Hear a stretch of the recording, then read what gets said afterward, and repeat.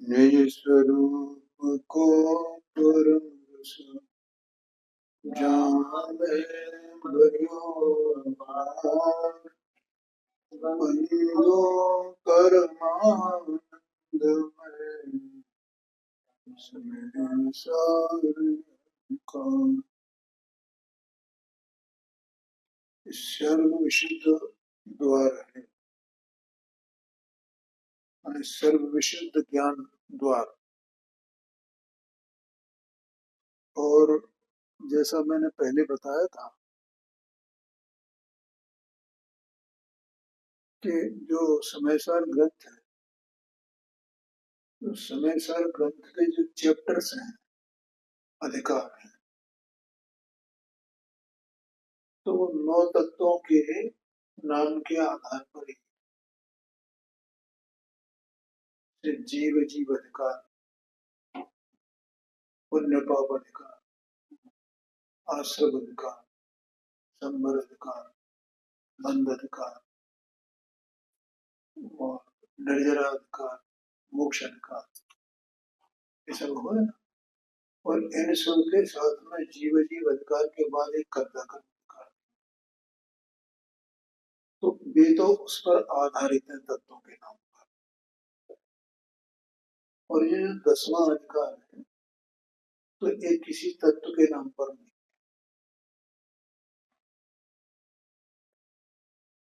क्योंकि वे तत्व तो 9 के 9 तत्व वे जीव के स्वांग हैं, ठीक है। और जीव तो त्रिकाल ज्ञान स्वभाव ही है, तो ज्ञान स्वभावी जीव है, तो उसके संबंध में जो कुछ भी रह गया, कहा अनकहा, वो सब इस अधिकार में शामिल किया है, ऐसा आशय है। इसलिए इसका नाम है सर्वशुद्ध ज्ञान अधिकार। देखो, एक छंद है, एक कलश है, उसमें शायद इसमें इसमें होगा ही, है, मैंने पढ़ा है। 7 नंबर का कलश ऐसा है, अतः शुद्ध न्यायत्म प्रत्येक ज्योतिष चकास्तित नवतत्व गतत्वे भी एकत्व न मुंचते, ऐसा है। इसलिए अतः मान इसलिए शुद्ध न्यायत्म मान शुद्ध न्याय के द्वारा प्रत्येक ज्योतिष चकास्तित, प्रत्येक पृथक, प्रत्यय माने पृथक, जो पृथक ज्ञान स्वरूप आत्मा है या उसकी जो ज्ञान ज्योति है, चकास्ती माने प्रकाशित होती है, प्रकट होती है। और तत् माने वह नव तत्व गतत्व भी, 9 तत्व में रहने पर एकत्व न मुंचती, एकत्व को नहीं छोड़ती है। 9 तत्व में रहे तो भी अपने एकत्व को नहीं छोड़ती।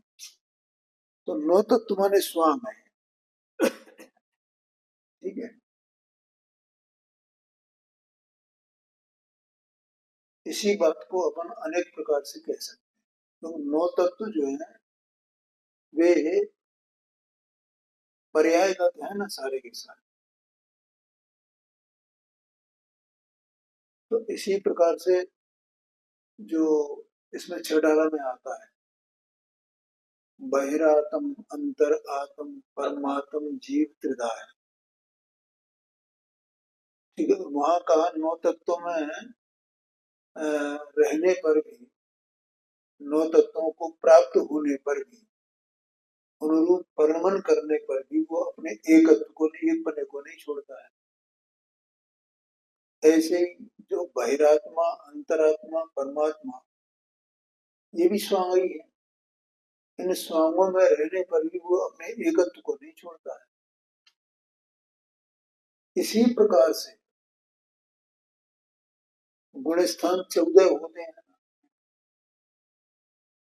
तो 14 गुण स्थानों में रहने पर भी वो अपने एकत्व को नहीं छोड़ता। इस तरह सब जगह लागू हो सकता है। आया कि ध्यान में क्या नहीं आया? तो जो एकत्व को नहीं छोड़ता है, ऐसे जीव की चर्चा इसमें है। उसको यहाँ दिखाना है। अगर जीव को क्या है कि सबसे ज्यादा कर्ता कर्म की भ्रांति है इसको। उनको भी कि जो जीव जैन है और जनाज्ञा को मानते हैं, उनकी भी भ्रांति रहती है। शास्त्र पढ़ते हैं, सब करते हैं, शास्त्रों का ज्ञान कर लेते हैं, कहाँ तक पहुंच जाते हैं, उन्होंने भी भ्रांति रहती है। इसलिए इसमें कर्ता कर्म की चर्चा ज्यादा आई है। तो और मूल बात वही है कि द्रव्य गुण पर्याय के स्वरूप को नहीं समझता है। तो कैसा द्रव्य गुण पर्यायात्मक वस्तु है? देखो, मैंने एक दिन परिणाम शक्ति की बात की थी। आत्मा में 19 नंबर की है 47 शक्तियों में परिणाम नाम की शक्ति। तो यद्यपि वो परिणाम शक्ति सभी द्रव्यों में है, पर मुख्य रूप से तो अपने आत्मा की बात है। तो उसमें लिखा है उत्पाद द्रव्य व्यय उत्पाद आलिंगित। ठीक है, इसका मतलब द्रव्य व्यय उत्पाद ये सब एक दूसरे से आलिंगन कर रहे हैं, एक दूसरे में लिपटे हुए हैं। आलिंगन में लिपटे होना। द्रव्य में उत्पाद व्यय लिपटा हुआ है, उत्पाद व्यय में द्रव्य लिपटा हुआ है। गुणों में पर्याय लिपटी हुई है, पर्याय में गुण लिपटे हुए हैं, गुण पर्याय द्रव्य में लिपटे हुए हैं, द्रव्य गुण पर्याय में लिपटा हुआ है। ठीक है, अब जिनवाणी में क्या है, तो इसका मतलब क्या हुआ? वे लिपटे हुए माने एक ही है ना, वे हमेशा एक ही रहते हैं, एक ही रहते हैं, एक ही रहते हैं, एक ही रहते हैं। लेकिन एक समस्या है कि वे लिपटे होने पर भी जिनवाणी में जो कथन किया जाता है आत्मा के बारे में विशेष तौर पर, तो वो अज्ञान और ज्ञान के रूप में उसका कथन किया जाता है, जैसे अपन चर्चा में रोजाना पढ़ रहे हैं। अब ज्ञान अज्ञान जो होता है वो पर्याय में होता है। तो हम अनाज से पर्याय दृष्टि वाले हैं ना। तो पर्याय दृष्टि वाले होने से हम बस पर्याय के कार्य को समझते हैं। वहां तो अज्ञान पर्याय में है, उसको हटाना है और ज्ञान कैसे प्रकट हो ये बताना है। और वो ज्ञान उसका वस्तु का स्वभाव ही है ये बताना, और वो स्वभाव के आश्रय से प्रकट होता है।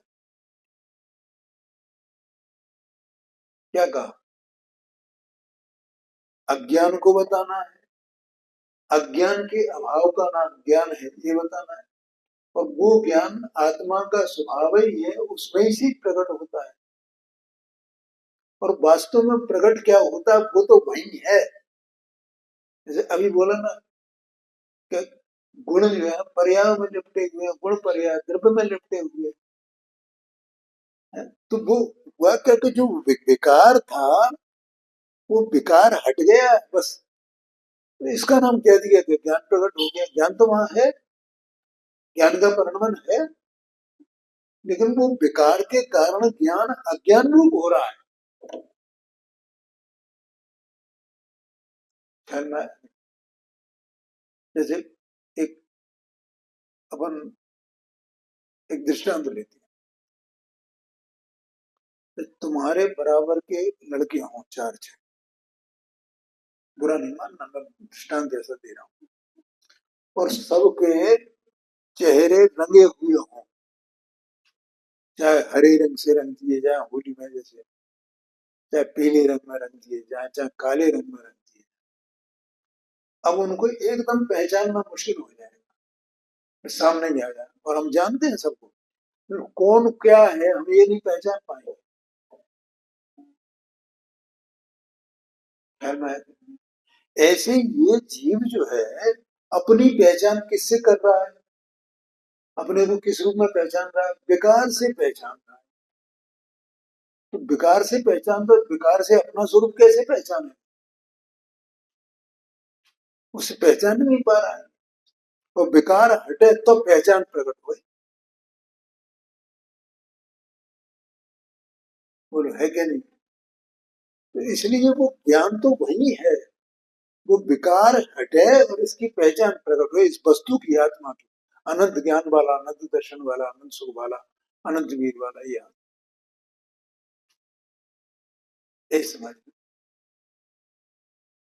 और इसमें अज्ञान में सबसे बड़ी भ्रांति वो कर्ता कर्म की। और इस भ्रांति के कारण से सारा जितना भी वो माने आश्रव बंद कहो उनको, और मलिनता कहो, दुख कहो, ये सब किस कारण से है? माने भ्रांति के कारण से। और भ्रांति माने क्या? कि वो कर्ता कर्म, कर्ता कर्म। क्योंकि ये अपने को अंदर में ज्ञान दर्शन स्वरूप से नहीं पहचानता ना, तो अपने को कर्तापने से पहचान रहा है। ठीक है। अच्छा, एक सबसे बड़ा कारण क्या है कि इधर इसकी तो अज्ञान दशा है, और बाहर में कर्म के उदय से संयोग है। ठीक है। और वे संयोग इसको कुछ करते नहीं है, लेकिन ये जब सुख दुख रूप परिणमित होता है तो वे संयोग उसमें निमित्त होते हैं। तो ये उनमें अपनापन करता है। अपनापन करने का मतलब है करना। अपनापन करने का मतलब क्या है? करना। क्यों? क्योंकि अपनापन करने का मतलब करना इसलिए है क्योंकि जो जो वस्तु उसे दिखाई देती है कि ये मेरे लाभ की है, तो उसे पकड़ के रखना चाहता है। कोई मानता है ये मेरी है, ये मेरी है, ये मैं करता हूँ, इसको मैंने उत्पन्न किया है। और जो उसके दुख का निमित्त है उसे हटाना चाहता है, हट जाती तो ये मानता है कि मैंने कर लिया इसको, मैंने इसको बना लिया, मैंने इसको हटा दिया, मैंने इसको ऐसा कर दिया, मैंने इसको ऐसा कर दिया। 24 घंटे कहाँ उलझा हुआ है, इसलिए वो करने में उलझा हुआ है। ठीक है। तो वो कर्ता कर्म का यथार्थ स्वरूप नहीं समझता है कि करना क्या, करने वाला कौन है और वो क्या करता है। अथवा तो यूं कहो कि मैं कौन हूं, मैं करता हूं, और मैं कर क्या रहा, और क्या करने की मुझ में शक्ति है, योग्यता है। ये कर्ता कर्म के द्वारा ये बताना चाहते हैं, इसलिए इसमें सबसे ज्यादा चर्चा कर्ता कर्म की है। बोलो समझ में आया कि नहीं? इतने इतने पॉइंट्स, इतनी बातें इसमें है। अब कौन सा छंद चलेगा अपना?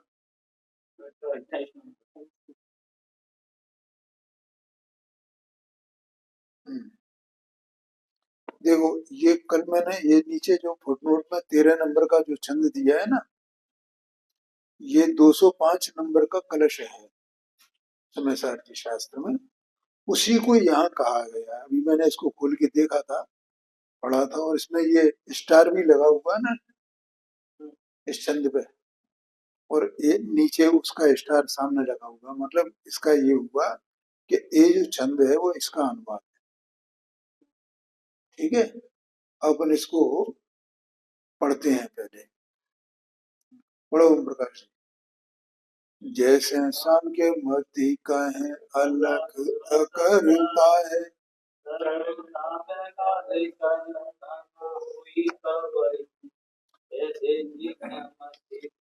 मुख एक पक्ष सुने आए, भांते मान सुई कंत तजो अगई।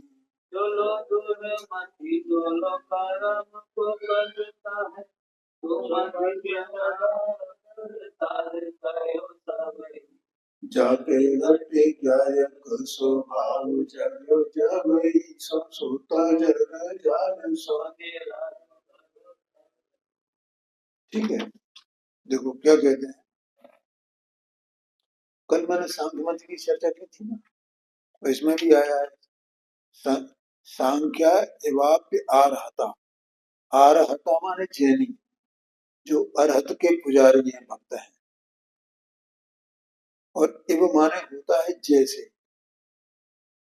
जैसे कैसे? सांख्या जैसे सांख्यमती है, वैसे हे आरहत मत के अनुयायी, तुम, पुरुष माने आत्मा, आत्मा को अकर्ता मत मानो। ऐसा लिखा है, सर्वथा अकर्ता मत मानो। तो यहाँ ये कह रहे हैं, जैसे सांख्य मती कहें अलग अकर्ता है। अलग माने आत्मा, आत्मा अकर्ता है, आत्मा अकर्ता है। सांख्य मती आत्मा को तो मानते हैं, उसके अस्तित्व को तो मानते हैं, लेकिन वे ये कहते हैं कि वो सर्वथा अकर्ता है, वो कुछ करता धरता नहीं है, ऐसा मानते हैं। इसका मतलब ये हुआ कि वे, अब करना क्या होता है? करना माने परिणमन करना। यह परिणमति सकर्ता। क्या कहा? करने का मतलब क्या है? परिणमन। परिणमन करना। अब वे परिणमन को मानते ही नहीं है वस्तु में। वे कहते हैं वस्तु तो है, लेकिन वो परिणमित नहीं होती है, वो परिणमन नहीं करती, उसमें कोई परिणाम नहीं है, कोई पर्याय नहीं, ऐसा मानते हैं। ख्याल में आया ना? और वो ऐसा शुद्ध मानते हैं, सर्वथा शुद्ध। जैसे अपने यहाँ कोई निश्चयभाषी मानता है, वैसे ही सर्वथा शुद्ध मानते हैं। आत्मा अगर करता वर्ता कुछ है ही नहीं, ना ज्ञान करे। हाँ, तो ये कहते हैं वो ज्ञान भी नहीं करता है, ना वो राग करता है, वे तो ऐसा सर्वथा करता मानते हैं।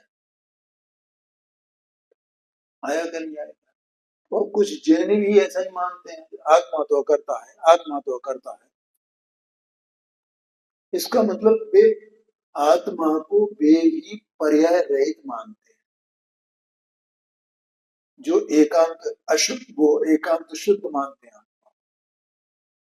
अब कुछ करने धरने को नहीं रहा, तो संसार भी नहीं रहा, ना मोक्ष भी नहीं रहा। इसका मतलब न तो ये राग द्वेष करता है, न ये संबल रजरा का करता है, न ज्ञान का करता है, न ज्ञान का करता है, किसी का करता ही नहीं हुआ। और जब करता ही नहीं हुआ, तो संसार भी नहीं रहा, मोक्ष भी नहीं रहा। ये आपत्ति आएगी ना। तो वे ऐसा ही मानते हैं, और निश्चयवादी भी ऐसे ही मानता है। तो इसलिए यहाँ कहते हैं, जैसे सांख्यमति कहे अलग अकर्ता है, सर्वथा प्रकार करता न हुए कवहीं। कभी भी वो रंच मात्र भी कभी करता होता ही नहीं। वे भी मानते हैं कि अनाद निधन है, लेकिन सर्वथा शुद्ध है, सर्वथा करता है, ऐसा मानते हैं। और इसलिए मैंने बताया था ना, आज सुबह बताया था मोक्ष में प्रकाशक जी में, दो प्रकार से वो मतलब अकर्ता मानते हैं। एक तो कहते हैं आत्मा में राग होता ही, और दूसरा कहते हैं कि आत्मा राग को करता ही, वो तो शुद्ध ही है, राग वो क्यों करे, राग तो कर्म करता है, ऐसा मान।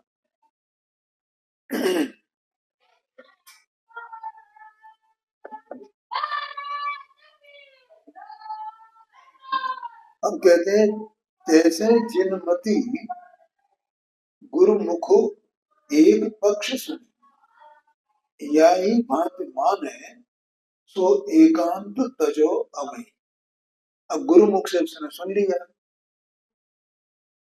है ना? क्या सुना? कि आत्मा अकर्ता है। तो आत्मा, अब बोलो आत्मा करता है कि नहीं? कि किसी अपेक्षा अकर्ता है, किसी अपेक्षा करता है। किस अपेक्षा से करता है कि स्वभाव की दृष्टि से देखा जाए, त्रिकाल परम पारणा में भाव दृष्टि से देखा जाए तो अकर्ता है, और परिणमन की पर्याय की दृष्टि से देखा जाए तो करता है। आया कि नहीं आया? देखो, कर्ता कर्म अधिकार में 126 नंबर की गाथा है। उसमें आचार्य कुंद देव ने ऐसा लिखा कि अज्ञानी अज्ञान का करता है और ज्ञानी ज्ञान का करता है, क्योंकि ज्ञान रूप कार्य वहां हो रहा है। और कार्य का जो है कोई ना कोई करता तो हुआ, कर्ता के बिना तो कार्य होता नहीं, और दूसरा कोई करता नहीं है, तो आत्मा ही तो करेगा ना। कौन करेगा? आत्मा ही करेगा। जब वो अज्ञान रूप परिणाम है तो अज्ञान का करता है, ज्ञान रूप परिणाम है तो ज्ञान का करता है। ये तो हम लोग ज्ञाता दृष्टा है, ज्ञाता दृष्टा है, ये तो पर ज्ञों की अपेक्षा से हम बोलते हैं। लेकिन इसके ज्ञान का कर्ता कौन है? कोई दूसरा थोड़ी आएगा इसका ज्ञान को करने। ज्ञान ज्ञान करने माने ज्ञान रूप परिणमन करने में, सम्यक ज्ञान रूप परिणमन करने में, केवल ज्ञान रूप परिणमन करने में, मते श्रुत जो सम्यक ज्ञान है उस रूप परिणमन करने में कौन आएगा? कोई दूसरा दूसरा कराएगा उसे? नहीं, ऐसा नहीं, वो आत्मा से ही परिणमता है। तो वो गुरुमुख से एक पक्ष सुन करके, अब अधिकतर अपने ये सब जितने सोनगढ़िया हैं ये सब क्या मानते हैं? गुरुमुख से सुन लिया उन्हें, आत्मा शुद्ध है, आत्मा शुद्ध है। और वो दिन भर वो उनके सुनते रहते हैं। उनसे पूछो जरा, इतने गुरुदेव के भक्त हैं, वही आत्मा शुद्ध है क्या शुद्ध है? तो छूट गई, आत्मा तो शुद्ध है। इसका मतलब एक द्रव्य गुण पर्याय रूप वस्तु है, इसको बिल्कुल भूल गए। अथवा तो ऐसा मानते पर्याय तो ये है ना, और इसमें इस पर्याय में आत्मा पड़ा हुआ है, वो तो शुद्ध ही पड़ा हुआ है, और पर्याय ये। अब उनसे पूछो भैया फिर रात कहाँ होता है? पर्याय में होता है, आत्मा तो शुद्ध है। तो पर्याय का तो पर्याय को आत्मा से भिन्न मानते हैं, तो पर्याय अलग है और आत्मा अलग है। ख्याल में आया? मुझे ये सब बातें मालूम है, कमजोरियां हैं ये हमारी अज्ञान दशा की, इसलिए मैंने सुबह को प्रवचन सार शुरू किया था कि जगत को एक ख्याल में तो आवे जब भगवान ने क्या कहा है द्रव्य पर्याय के बारे में, वस्तु के स्वरूप के बारे में। अब हमें ये बात ख्याल में नहीं आएगी तो हम तो वही मानते रहेंगे जैसे दूसरे मानने वैसे हम मान रहे हैं। ये समझ लो। तो यह कहते हैं, तैसे जिनमति गुरु मुख एक पक्ष सुन, माने गुरु की गलती नहीं है उसमें, देखो ये से वो कर नहीं गया। हाँ, ये बात तो उसने उसको पकड़ लिया। आत्मा तो शुद्ध है, आत्मा तो शुद्ध है, आत्मा करता है।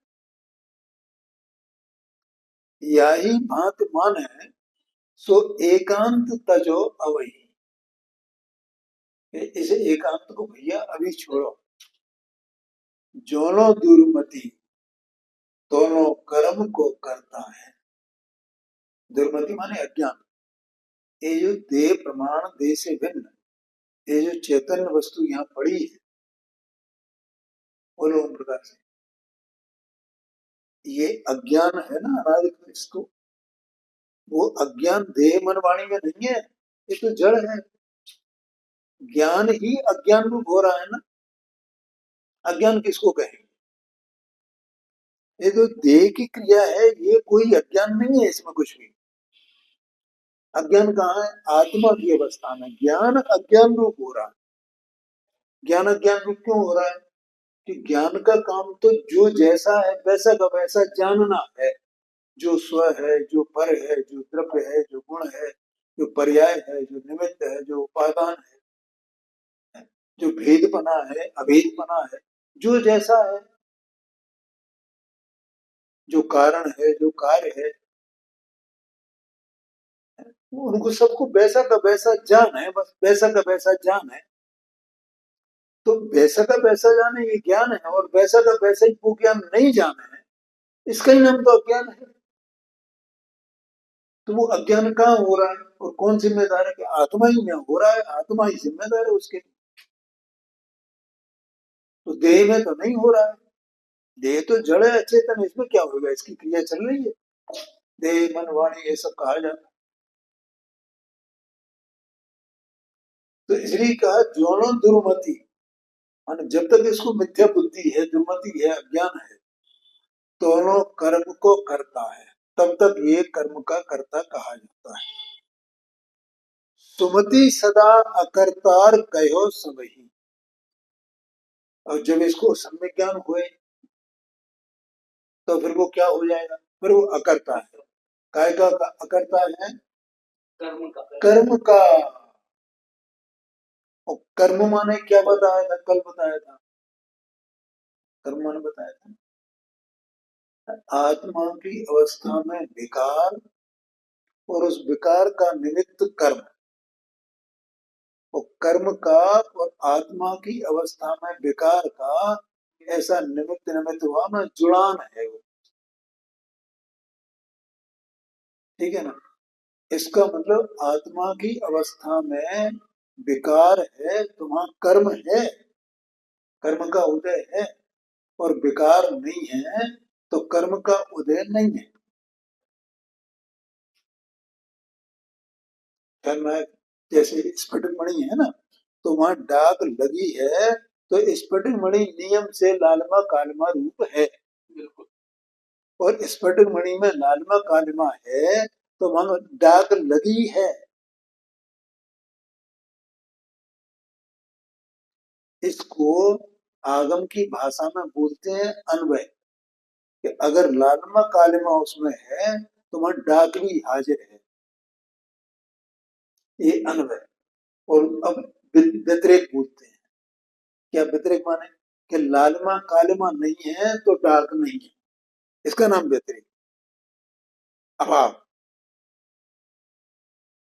आया ख्याल में? अन्वय व्यतिरेक इसको भी, और अन्वय व्यतिरेक उसको भी कहते हैं कि आत्मा का जो स्वभाव है ना, जो गुण है, उसको वो अन्वय, और जो पर्यायों का परिणमन है वो व्यतिरेक, ऐसा भी बोला जाता है। अन्वय व्यतिरेक के दो अर्थ होते हैं, ठीक है?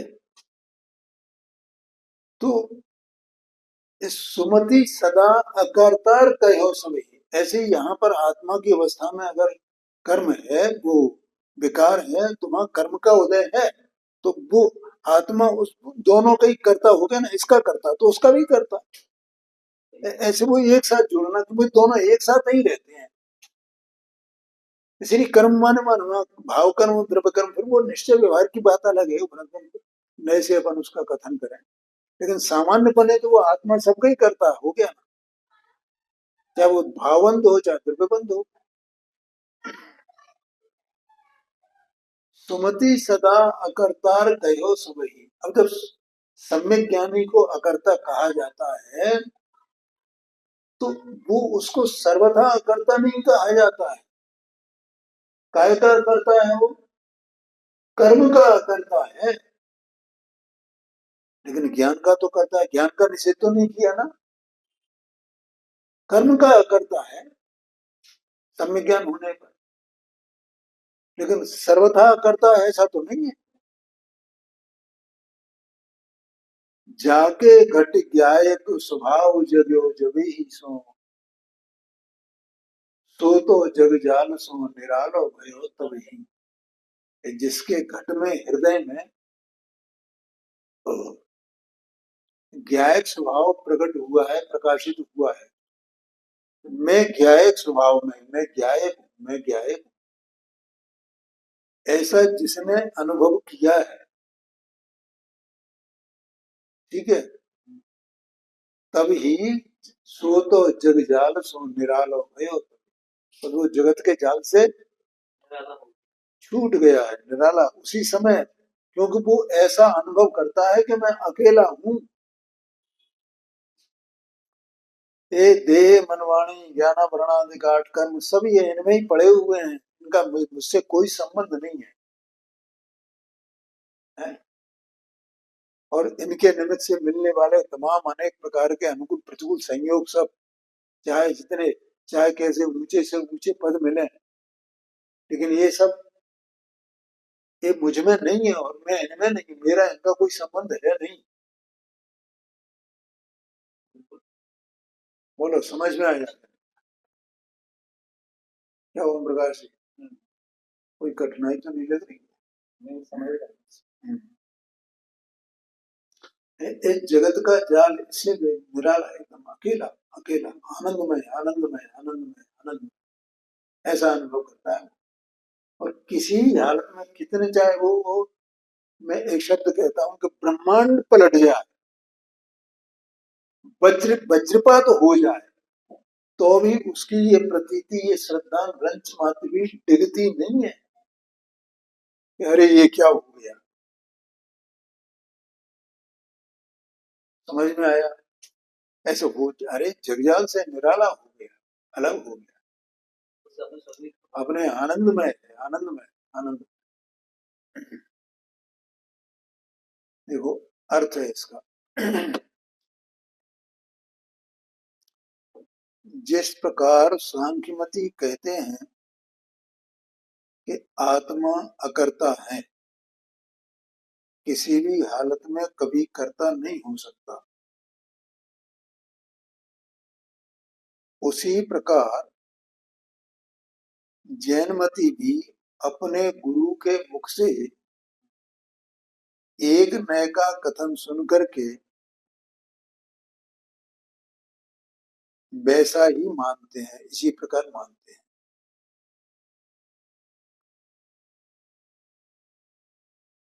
परंतु इस एकांतवाद को अभी ही छोड़ दो, ठीक है? और क्या मानो कि आत्मा कथनचित करता है, कथनचित अकर्ता है। आगे समझते।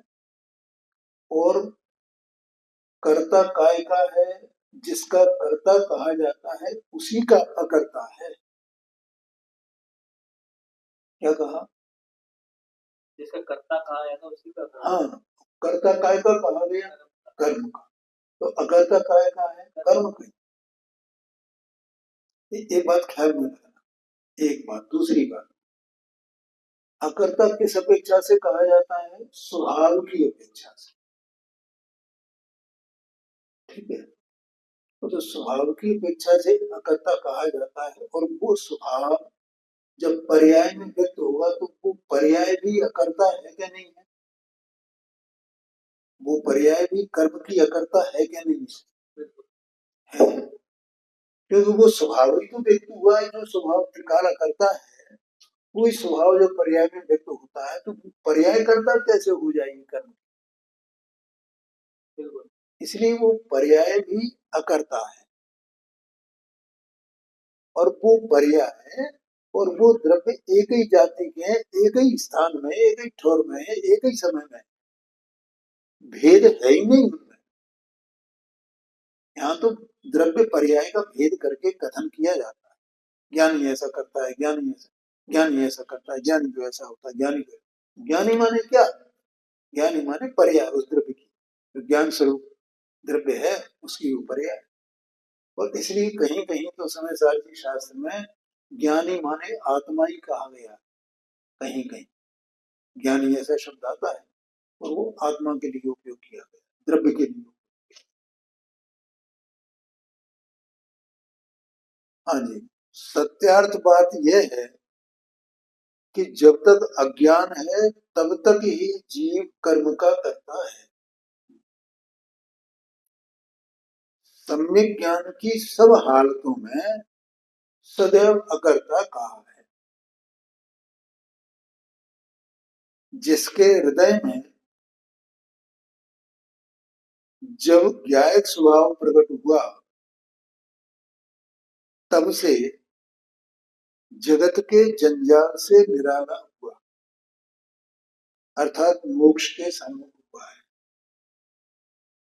वास्तव में तो उसको निराला मन, उसकी वो अनुभवन है, उसका उसका उपयोग है ना, उपयोग अपने को ऐसा अनुभव करता है। मतलब शब्दों में तो ऐसे ही कहा जाए, मोक्ष के सन्मुख हो गया, मोक्ष मार्गी बन गया, सम्यक दृष्टि हो गया, सम्यक ज्ञानी हो गया।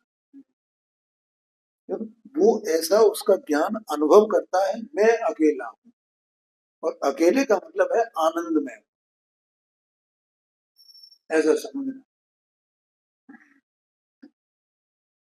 तो इस प्रकार से यहाँ पर इस सांख्यमति की अपेक्षा से बात की थी, और अब यहाँ दूसरा मत आ रहा है यहाँ पे, देखो। हाँ जी, देखो, पहले कर्ता कर्म अधिकार जो लिखा गया, तो उस कर्ता कर्म अधिकार में सांख्यमति की बात तो आई थी, लेकिन बौद्धमतियों की बात नहीं आई थी। तो अपन ने इसमें जब चर्चा की थी, जैसनाचार्य देव ने सर्वशुद्ध ज्ञान अधिकार है ना, तो उसको कहा कि ये समय सार की चूलिका है। और चूलिका का मतलब क्या होता है?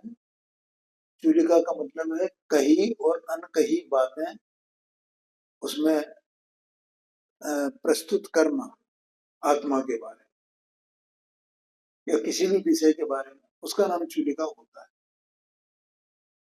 तो अब इसमें सांख्यमति की बात आ गई। अब ये पहले पूरे उसमें जो 10 अधिकार 9 अधिकार लिखे गए, उनमें किसी में ये चर्चा नहीं आई बौद्धमतियों की। तो यहाँ आचार्य देव ने बौद्धमति की बात की है कि बौद्धमति करने के बारे में क्या मानते हैं, ठीक है।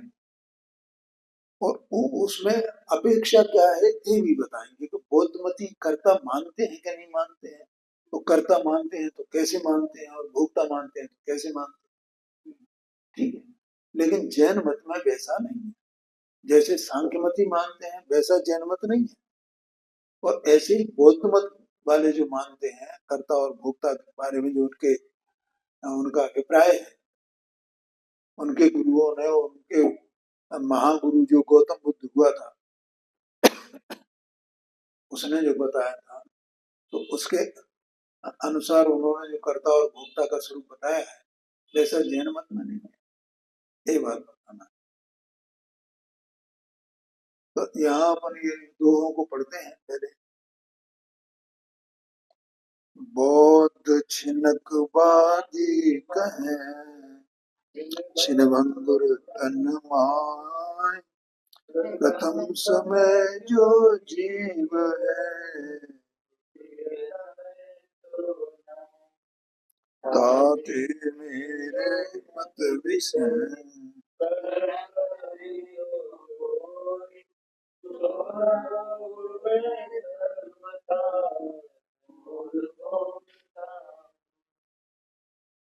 हो गया। देखो,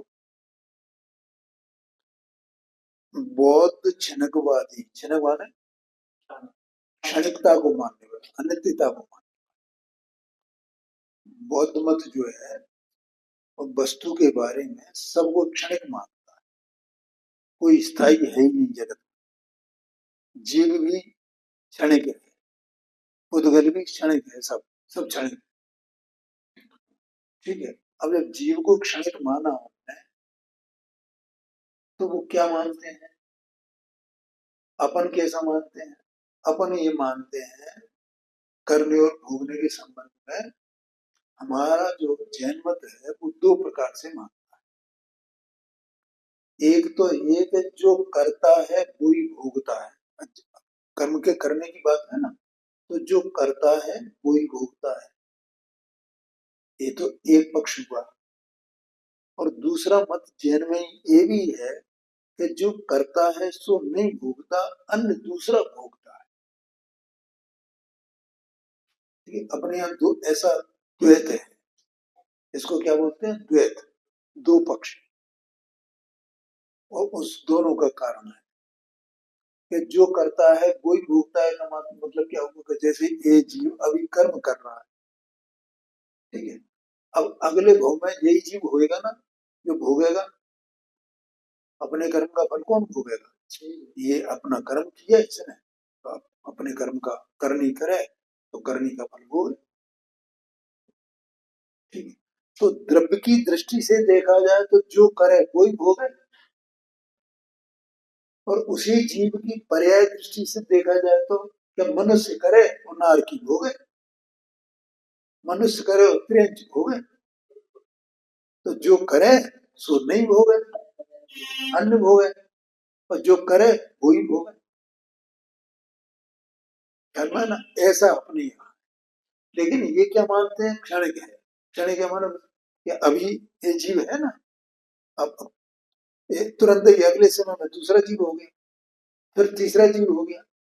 क्या, क्यों? क्योंकि उनकी दृष्टि पर्याय पर है। तो पर्याय मात्र को ही वो जीव मानते हैं बस, द्रव्य को मानते नहीं है। द्रव्य को पर्याय रूप वस्तु है ऐसा मानते ही नहीं है। ये गड़बड़ी है। इसलिए कर किया एक ने, एक पर्याय ने, और होगा दूसरी पर्याय। वो सर्वथा ही ऐसा मानते हैं। ये बात है। तो देखो, बौद्ध छिनकवादी कहें छिन भंगुर तन माह, ये शरीर में क्षण भंगुर है, उसमें प्रथम समय जो जीव है, पहले समय में जो जीव है वो दूसरे समय में नहीं है, और दूसरे समय में दूसरा हो गया, तीसरे समय में तीसरा जीव हो गया, ऐसा मान। ताते मेरे मत विषय करे कर्म जो कोई। अब बौद्धमती कहता है कि इसलिए मेरे मत में कि जो कोई भी कर्म करता है, करनी करता है, सो न भोगवे सर्वथा। वो सर्वथा ही नहीं भोगता है, अपने यहाँ सर्वथा नहीं भोगता है, ये बात नहीं है। कथनचित वही भोगता है और कथनचित अन्य भोगता है। ध्यान में ना, द्रव्य दृष्टि से देखा जाए तो वही भोगता है कथनचित, हाँ, और पर्याय दृष्टि से देखा जाए तो अन्य अन्य भोगता है, क्यों? पर्याय बदल गई। तो सोन भोगवे सर्वथा, और भोगता हो माने दूसरा भोगता है, और माने दूसरा अन्य। अब यहाँ अर्थ कहते हैं, क्षणिकवादी बौद्ध मत वाले कहते हैं कि जीव शरीर में क्षण भर रहता है, सदैव नहीं रहता। प्रथम समय में जो जीव है वह दूसरे समय में नहीं रहता। मतलब दूसरे समय में नहीं रहता का मतलब हुआ दूसरे समय में दूसरा होता है, वो नहीं रहा। दूसरे समय में वो नहीं रहा, दूसरा होता, ये मानते हैं वे।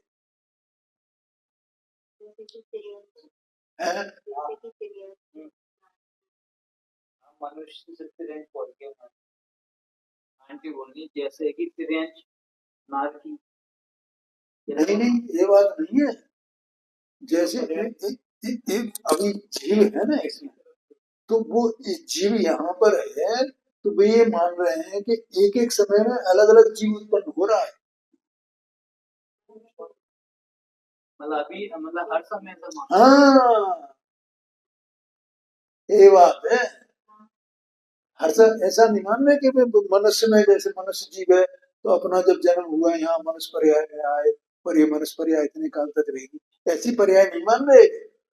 वे मान रहे हैं कि जहां से जन्म लिया और मरने तक ये इसके अनंत जीव हो गए, ये तो क्षण क्षण में अलग अलग जीव हो रहा है ना, ऐसा मान रहे हैं। हाँ हाँ, तो फिर ऐसे ही मान रहे हैं, ऐसे ही मानते हैं। तो पर्याय एक समय की है ना, तो एक समय वाला जीव मानते हैं, ऐसा समझना। इसलिए करता कोई और, भोगता कोई और, ऐसा मानते हैं सर्वथा। ऐसी पर्याय को नहीं मान रहे कि वो वस्तु का ही परिणाम है ना, पर्याय वहां से वहां चली आ रही है लगातार, उसका पर्याय का प्रवाह चल रहा है द्रव्य में, ऐसा नहीं मानते हैं। तो पर्याय को पूरी तरह स्वतंत्र मानते हैं, एक एक समय की है, तो एक एक समय में जीव अलग अलग हो रहा है। अभी अभी जाने कितने जीव हो गए, उसका कारण क्या है इसमें भी बताएंगे। क्योंकि जीव का जो चित्त है ना, तो चित्त में विकल्प चल रहे हैं ना, निरंतर बदल रहे हैं, बदल रहे हैं, बदल रहे हैं, कितनी तेजी से बदलते हैं बदलने से। तो वो समझते हैं कि वो ये जो विकल्प बदल गया तो जीव ही बदल गया, विकल्प बदल गया तो जीव ही बदल गया, ऐसा मानते हैं। और ये तो बिल्कुल क्षणिक चल रहा है, एक एक समय में, एक एक समय में, ऐसा मानते हैं। इससे मेरे विचार में ऐसा बौद्धमती कहता है, जो कर्म करता है वह किसी हाल में भी भोगता नहीं हो सकता, भोगने वाला और ही होता है। समय हो गया।